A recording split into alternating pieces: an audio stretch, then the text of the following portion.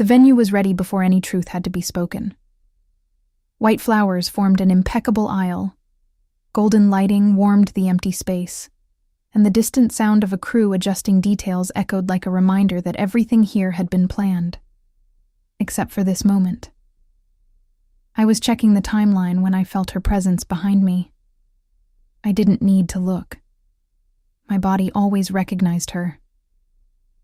"You're really good at this," the CEO said, in a casual tone, almost amused.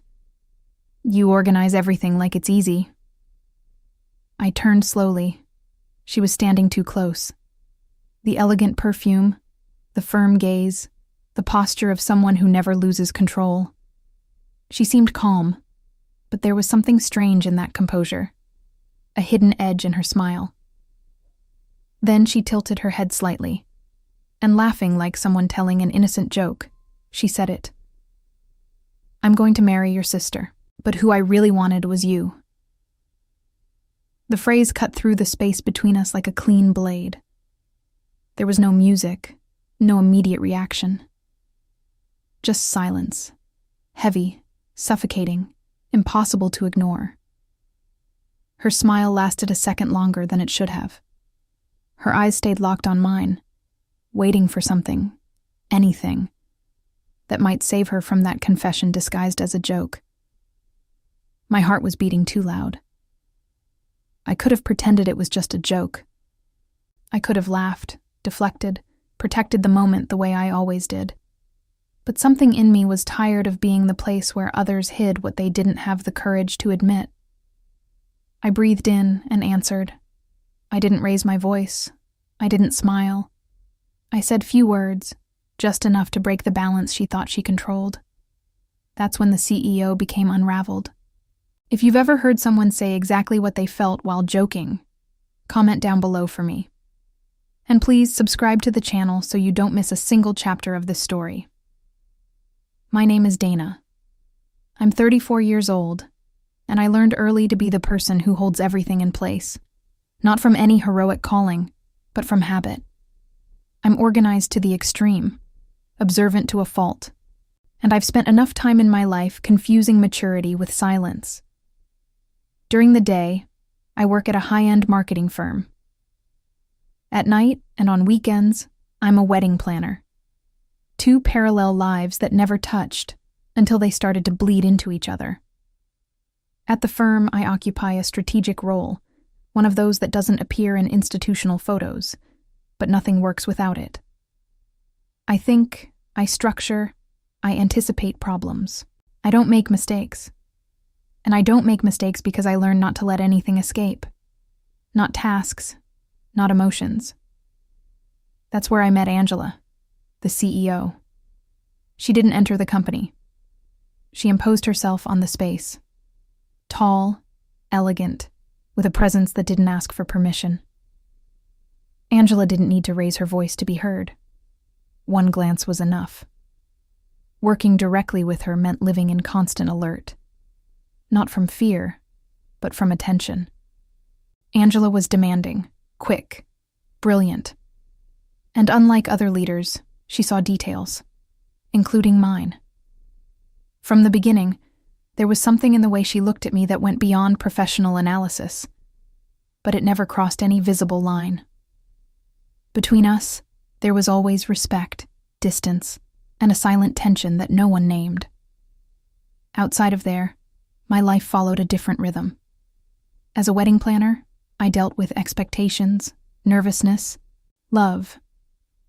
I organized weddings the way someone orchestrates a delicate dance. Every step at the right time, every emotion contained just enough not to crumble. I knew how to guide stories that weren't mine. I knew exactly where to position people so everything would look perfect. Maybe that's why I never stopped to think about where to position myself. My sister, Alice, was always the opposite of me. Younger, expansive, magnetic. Where I observed, she took up space.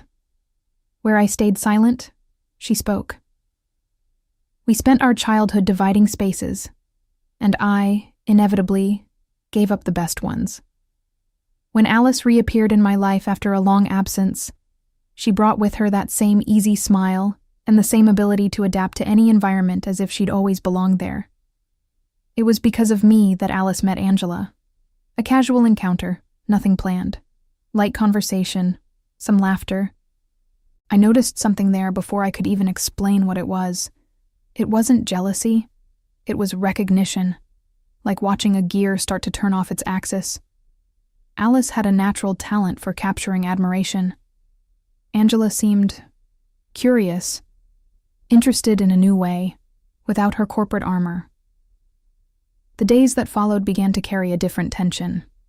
At work, Angela called on me more often, asked my opinion more frequently, got too close to my desk, leaned her body to see my computer screen, spoke low when there was no need. There was no explicit touch, but there was presence. The kind of closeness that isn't explained and even less ignored. It was in one of those after-hours conversations, almost like a comment thrown to the wind, that Angela discovered my other life. She asked by chance, like someone putting loose pieces together. When I confirmed I organized weddings, she looked at me differently. Not surprised, interested. An interest that moved through me in a way too uncomfortable to be professional. Days later, she sought me out again. She said she needed help with something personal. She didn't explain much, just said she trusted me. I knew in that instant that my two lives were about to touch, and that when it happened, nothing would remain exactly in place. I said yes, and that's when everything started to slip out of control. I still tried to convince myself it was just an event, a one-time request. Angela had spoken with naturalness, like she was asking for a non-standard presentation or an alternative strategy for a demanding client. Nothing in her voice indicated that that invitation would cross the boundaries I'd spent years maintaining carefully.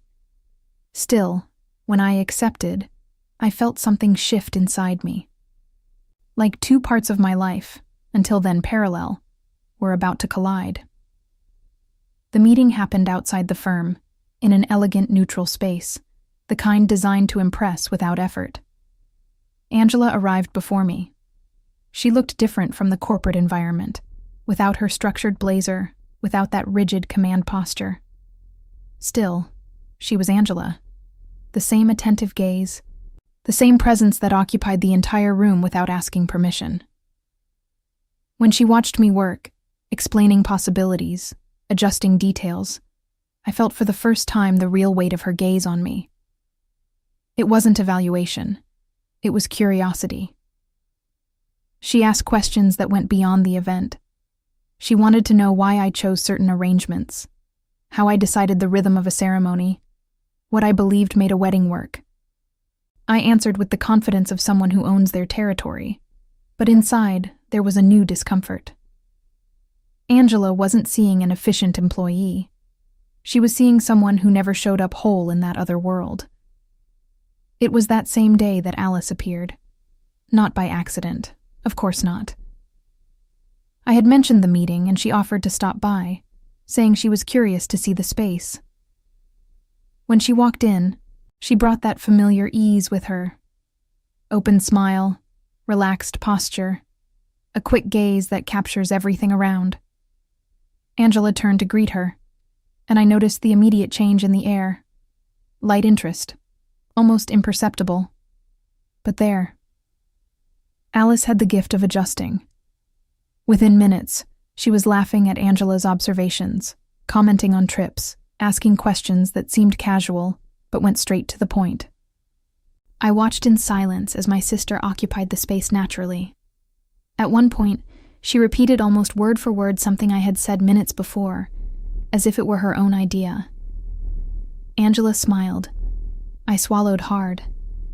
There was no explicit flirting between me and Angela. There was nothing that could be pointed out as wrong. But there was an electric field hard to ignore. And maybe because of that, when Angela turned her attention to Alice, part of me felt relief.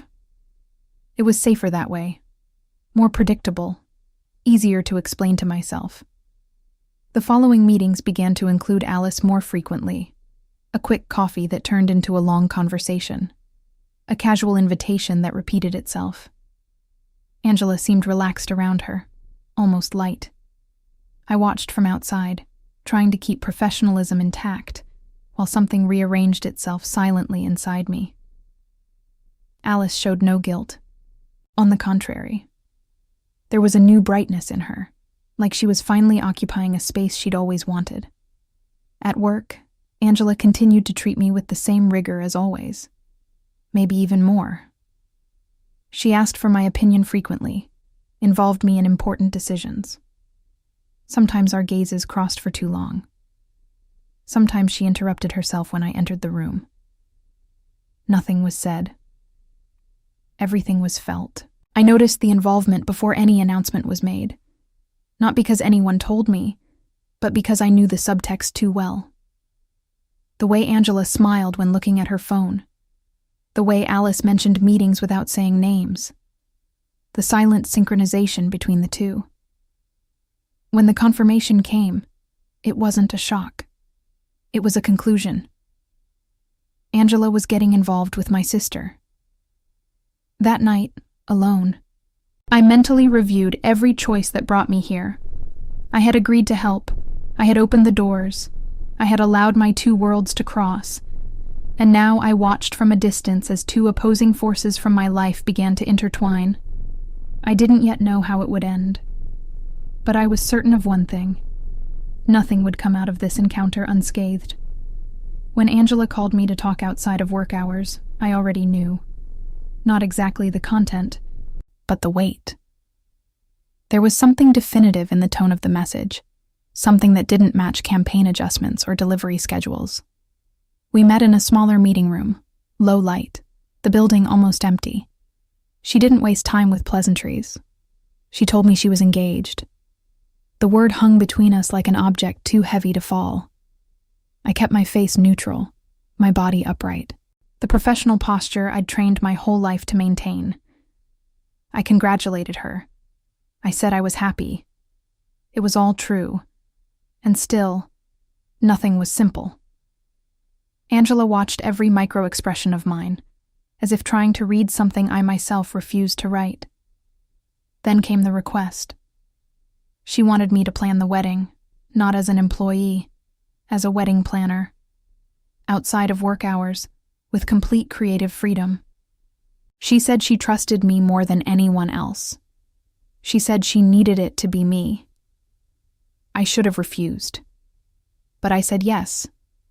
I said yes because I always did. Because it made sense on paper. Because I knew I'd do it well.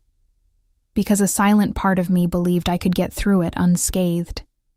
The other part, the one I avoided listening to, already knew it was a lie. The meetings began to multiply. Evening sessions, site visits, decisions that required hours of conversation. Angela was different in these moments. Less CEO, more woman. She took off her shoes at the end of the day, let her hair down, laughed at small things. Sometimes she sat too close. Sometimes she spoke too low. There was no explicit flirting. There were no forbidden gestures. But there was something that no longer fit in the professional. I felt it in my body before my mind did. The air became denser when she got close. My stomach reacted when our arms almost touched at the same time. At certain moments, I had to shift position just to breathe without her noticing. It wasn't a desire to kiss. It was a desire to stay, to not leave that narrow space between us. Alice appeared like someone who already felt part of the scene. Always comfortable, always at ease. She asked about flowers and music, but looked away toward me like someone measuring territory. I started to notice small subtleties. The way she repeated my phrases when talking to Angela. How she used references I knew had come from old conversations between us. It wasn't coincidence. It was strategy. Still, I said nothing. At work, Angela seemed more demanding with me. She called me to meetings that didn't need my presence. Asked for my opinion even when the decision was already made. Sometimes she watched me in silence, like she wanted to say something and didn't. When I pulled away, she came closer. When I closed myself off, she insisted. And I felt too much, how dangerous that was. There was one day when we found ourselves alone in the event space after the team left. The sky outside was dark. The interior lights reflected in the tall windows, creating the feeling that the world had shrunk to just that room. Angela stopped behind me while I was adjusting something on a tablet. She spoke near my ear. Too close. The warmth of her body hit me like a warning. I turned quickly. Not to kiss her, to escape. She noticed. Of course she did. Her eyes narrowed for a second, like she'd understood something she'd been avoiding. She said nothing. She just took a step back. The silence between us became heavy, almost painful. That night, at home, I looked at myself in the mirror longer than usual. There was no concrete guilt. There was no betrayal.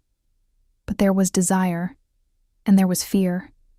The fear of crossing a line that, once crossed, wouldn't allow return. The fear of being seen.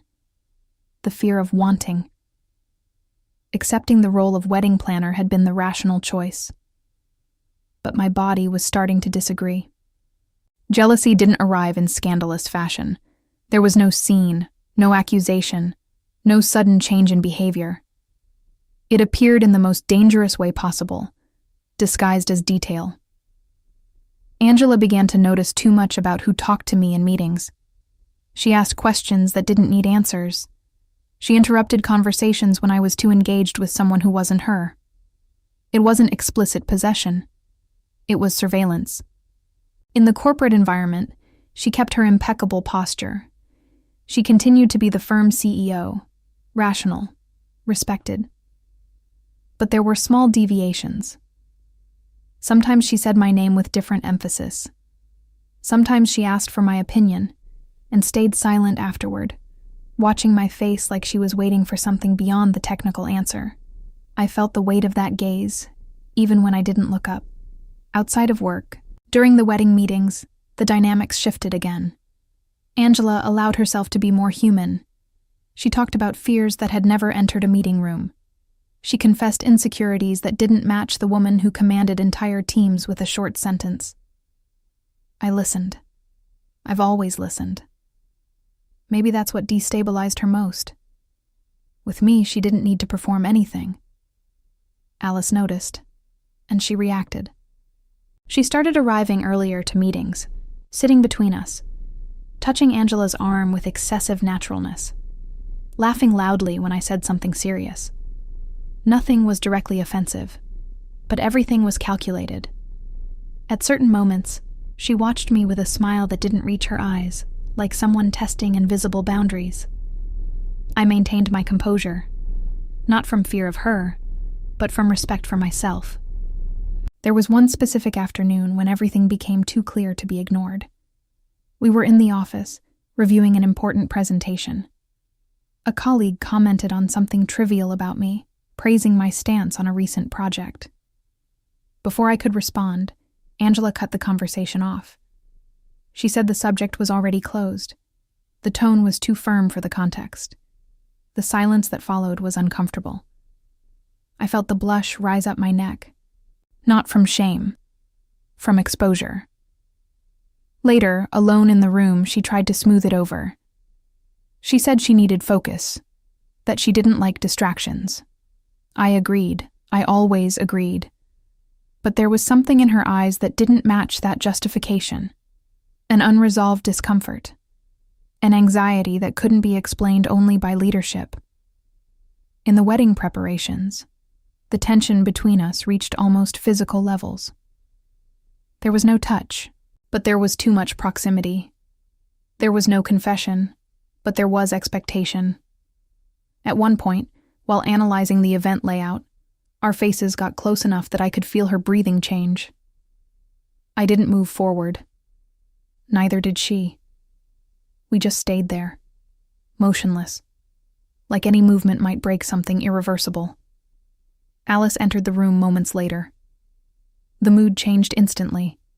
Angela stepped back, resumed her practical tone, called her fiancé's name with forced naturalness. Alice linked her arm through hers and started talking about irrelevant details. I watched from the outside, feeling a new kind of tiredness. It wasn't pain. It was wear, like holding something heavy for too long. I began to notice not by what Angela said, but by what she avoided. There was a new caution when she spoke about Alice, an excessive care, like someone trying to convince herself of something that no longer sounded quite true. She praised my sister's lightness, her spontaneity, the easy way she occupied spaces. But she did this with phrases that were too rehearsed, repeated too many times. It wasn't enthusiasm, it was argument. Alice, on the other hand, seemed increasingly at ease. She spoke of the wedding like someone speaking of a personal conquest. She used I more than we. At one meeting, she commented, laughing, that she was finally living a life worthy of what she deserved. She looked at me right after, like she expected some kind of reaction. I kept my face neutral. Inside, something clicked into place uncomfortably. It was in an apparently casual conversation that everything became more evident. We were alone, Alice and I, reviewing details that didn't require anyone else's presence. She commented, almost distractedly, that Angela liked my organized way. She said I've always had this thing of being admired by important people. The word hit me hard. Admired, not loved, not chosen. Admired. It's always been like this, she continued, shrugging. You attract that kind of attention. There was no direct accusation. There was observation. And there was something else hidden beneath the surface. Comparison. I understood in that instant that Alice didn't just want Angela. She wanted the place she occupied when she was with me. She wanted to be seen the way I was seen, not realizing that this was never a prize. With Angela, the discomfort was different. She started looking for me more, but in a contained way, almost too careful. She asked questions that weren't about the wedding. She wanted to know what I thought about choices, about regrets, about what makes us stay where we don't belong. I answered with the honesty possible, without crossing lines. Still, there was something in the air that made everything denser. At one point, while discussing some detail of the event, she stopped speaking mid-sentence. She looked at me for too long. It wasn't raw desire. It was recognition. Like she was seeing something that had always been there, and only now had the courage to admit. I felt it. My body responded. Not with impulse, but with a strange calm, like that tension was too old to surprise me. There was no kiss. There was no touch beyond what was necessary, but there was something more dangerous.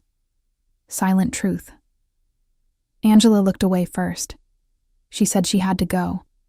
She left too quickly for someone who never ran from difficult conversations. I stayed there, understanding that what bound us hadn't begun now. It had just stopped fitting in silence.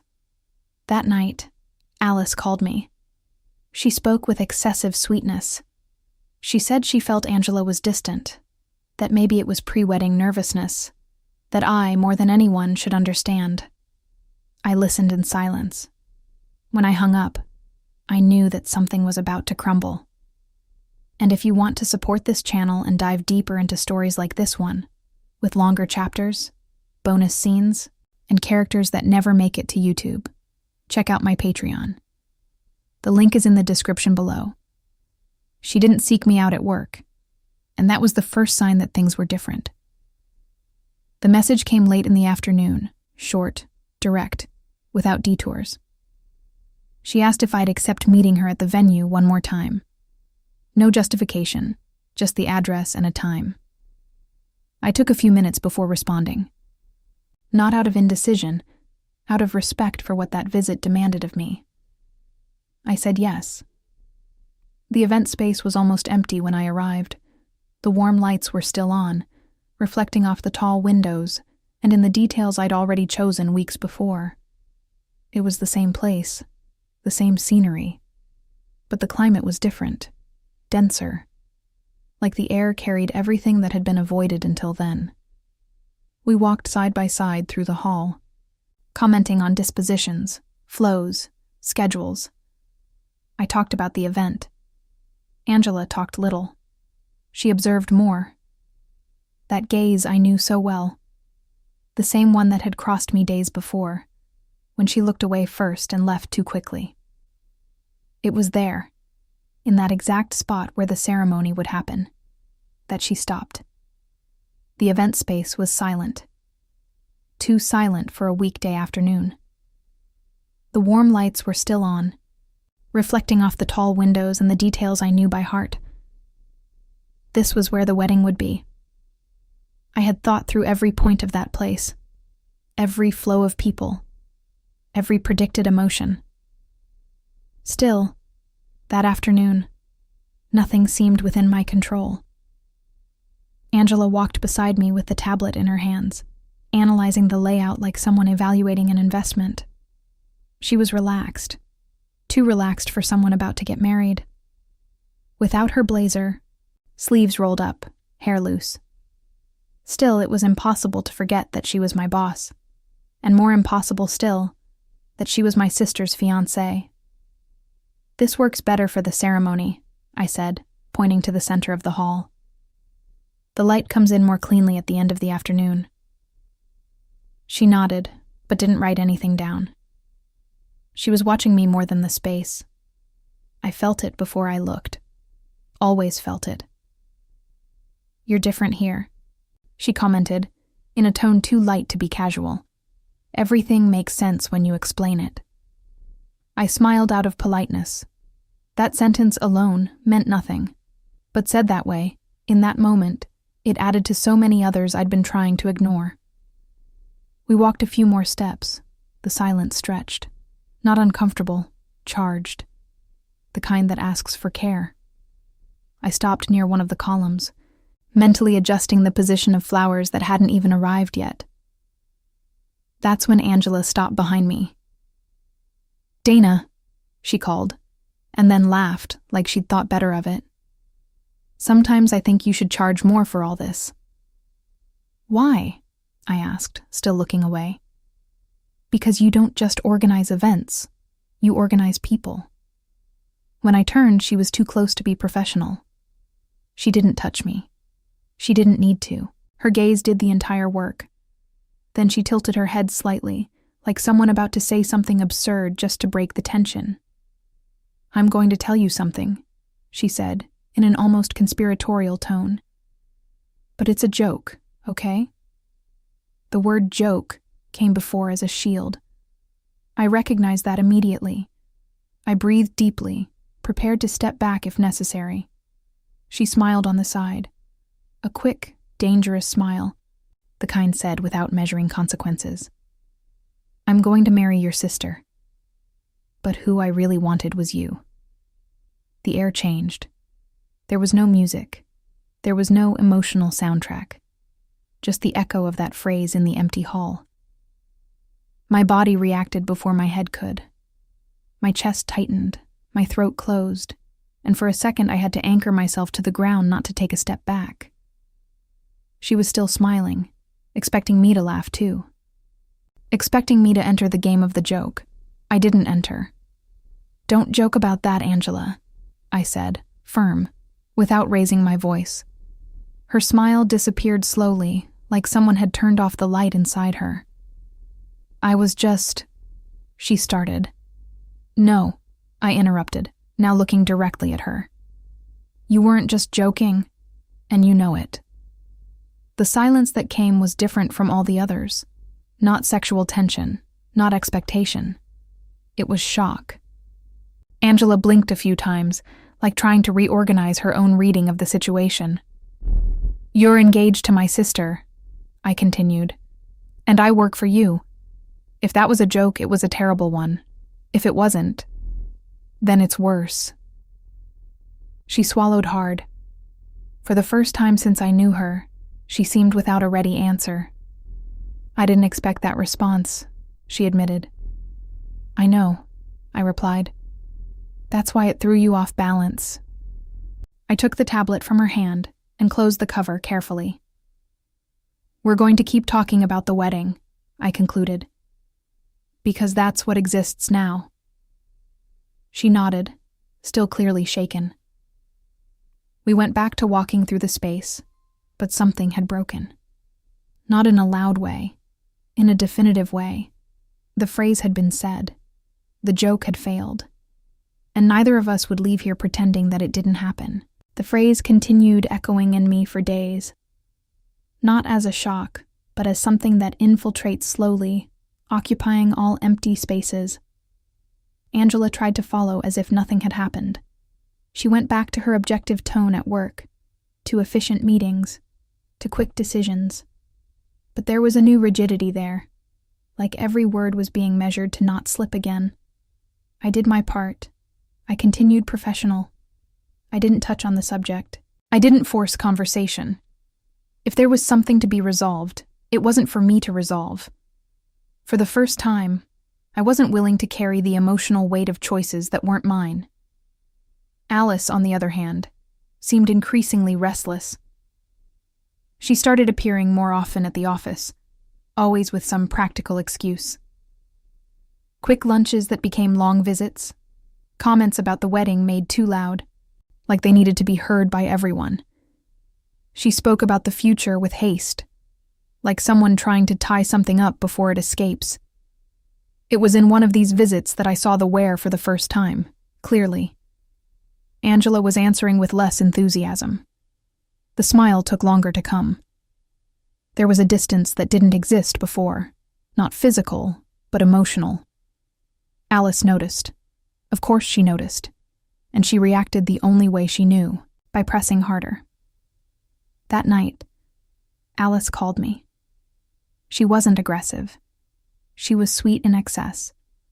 She said she felt Angela distant, that maybe it was nervousness before the wedding, that I, more than anyone, should understand.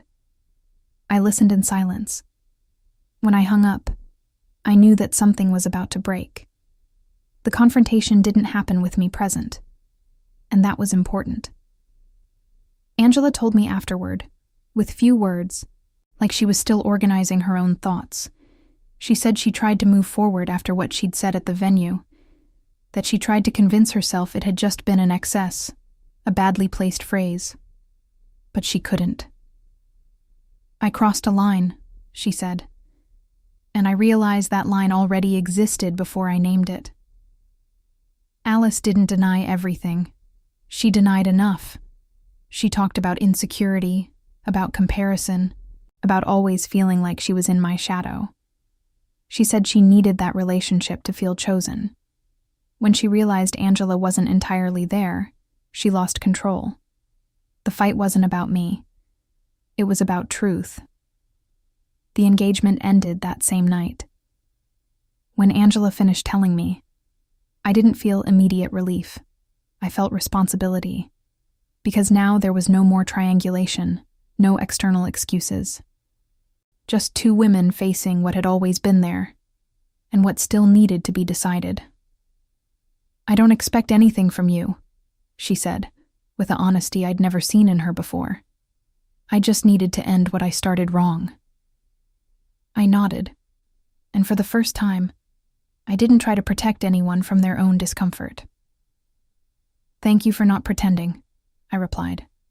"But I need space." She respected that, didn't insist, didn't try to get closer. That, more than any declaration, showed me that something had changed. Alice didn't reach out to me, and I didn't go after her. Some conversations only make sense when both parties are ready to listen, and we weren't. That night, I walked alone for an entire block before getting home. The air was cool. The city followed its indifferent rhythm. For the first time in a long time, I felt no guilt, no urgency. I felt clarity. She didn't seek me out at work, and that was the first sign that she was doing things differently. The message came late in the afternoon, short, direct, without detours. She asked if I would accept meeting her outside of there. There was no justification, no attempt to soften what needed to be said. I took a few minutes before responding. Not from indecision, from respect for what that response demanded from me. I said yes. We met in a simple place, far from the brightness that usually surrounded her. Low light, tables spread apart, enough silence to hold what hadn't been said until then. Angela was already seated when I arrived. She didn't stand up immediately. She looked at me like someone waiting for permission to exist in that space. And that alone was new. "Thank you for coming," she said. I sat across from her. I didn't smile. I didn't close my face. I just was there. "You said you needed space," she continued. "I respected that, but I also need you to hear me. Not as a boss, not as someone trying to fix decisions. As me." I took a deep breath. That was the moment silence had been preparing for all these months. "When you said that phrase," I began, "you didn't throw me off because it was bold. You threw me off because it was too true for a place where I always had to be contained." She nodded, not interrupting. "I don't want to be the consequence of a wrong choice," I continued, "not the prize for an ending. If this exists, it needs to be whole. It needs to be now, or it doesn't need to be." Angela rested her forearms on the table. The voice came out low, unwritten. "I'm not here because I ended things with your sister. I ended things because I realized I was lying to myself. What I feel for you didn't start there. I just stopped running from it." The silence that followed wasn't heavy. It was calm. I felt my body relax, like something had finally found its place. "Then listen," I said, leaning slightly forward. "My answer isn't rush. It's not impulse. It's choice." She lifted her gaze. For the first time since I'd known her, there was no control there. There was surrender. "I choose you," I finished, "but only if it's me, whole." She didn't respond with words. She moved closer slowly, like someone asking permission even after receiving it. She stopped inches from my face. The time stretched in that minimal space between us. I felt her breathing change. I felt mine too. When our lips touched, there was no urgency. It was firm, conscious, deep. Not proving anything, just confirming. My hands came up her arm without rushing. Hers found my face with almost reverent care. The world didn't disappear. It just rearranged itself. We pulled apart slowly. We didn't smile immediately. We just stayed there, breathing, like recognizing something old in new form. "It was always this," she said in a whisper. "Always." "I know," I replied. "Now the difference is I'm not hiding anymore." We left together, without rushing, without exaggerated promises. We didn't need them. What had been contained for so long had finally been said and felt. The response was given, and there was nothing left to avoid. I didn't go looking for Alice immediately, not from fear or strategy. I waited because some conversations only work when you're not reacting anymore, but choosing. When she called me days later asking to talk, I accepted without hesitation. There was nothing left to hide. We met at a small cafe, one of those that doesn't invite long stays. Simple table, light too bright for disguises. Alice arrived first. She was beautiful, as always. But there was something broken in how she held her coffee cup, like her body still hadn't decided where to settle. "I don't understand," she began, without preamble. Everything was falling into place. I watched her for a moment before answering. Not to measure words, but to make sure I wouldn't speak with bitterness. "It was falling into place for you," I said. "Not for her." Alice breathed deeply, like that phrase had crossed somewhere too sensitive. "You always thought you knew better," she shot back. "You were always balanced, always right. I just wanted to be chosen." "I know," I replied. But you confused being chosen with taking my place. She looked away. The silence that came was dense, but honest. For the first time, there was no competition in the air, just late understanding. Since we were kids, you were the reference, Alice said, quieter. Teachers, friends, everyone respected you. I always had to speak louder. When I saw you two, I thought if she chose me, I'd finally have what you always had. There was no explicit malice there, just comparison too old to be ignored. I never stole anything from you, I said. But I can't keep making myself smaller so you feel bigger. She nodded slowly. There was no elaborate apology, no cinematic redemption, just difficult understanding. I lost you, didn't I? She asked. No, I replied firmly. You lost the version of me that accepted this. We paid in silence. We stood up almost at the same time. Alice hugged me quickly, contained, like someone who still doesn't know how to touch without hurting. I held her back. Not from obligation, but from closure. I left that cafe with a strange feeling of lightness. Not because everything was resolved, but because it was finally named. Some stories don't end in perfect reconciliation. They end in limit, and that's also maturity. That night, when I got home, Angela was there. Not as a surprise visit, but as a planned presence. She was cooking something simple, focused, like that gesture was also a way of learning to stay. She looked at me when I came in. She didn't ask anything. She just came closer and pressed her forehead to mine for one brief, silent moment.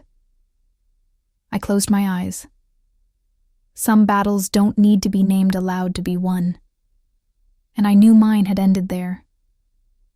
The house was silent when we closed the door. Not that empty kind of quiet, but the kind that happens when nothing else needs to be resolved. Angela set her bag on the table, took off her shoes slowly, like she didn't want to break the rhythm of that moment. I watched each gesture with calm attention, different from anything I'd felt before. She approached without rush. No urgency, no anxiety to prove something. Just curiosity, presence. When she touched me, it was with care, like learning a territory that always existed, but could only now be explored without fear. Her hands came up my arm, firm, warm, and I felt my body respond in a way that was peaceful, almost recognized. The kiss came naturally, deep, without interruptions. No scrambling, no hesitation, just continuity. The air between us changed, becoming lighter, becoming ours. We moved to the bedroom without words. Everything was natural, expected, like this had always been the ending to every other moment we'd shared. There was no urgency in our movements, just intention. Her hands found my skin like a map she'd always known.